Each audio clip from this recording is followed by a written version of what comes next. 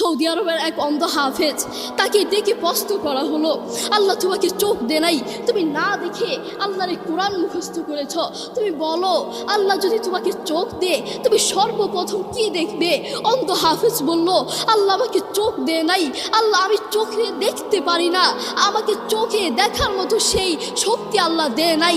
আমাকে যদি আল্লাহ চোখ ফিরিয়ে দে, আমি আল্লাহর কসম করে বলতে পারবো আমি আমার মাকে দেখবো না, আমার কলিজার টুকরো সন্তান আছে আমি সন্তানকে দেখবো না, আমার ভাই আছে, আমার বন্ধু আছে, আমার প্রিয় মানুষ আছে আমি তাদেরকে দেখবো না।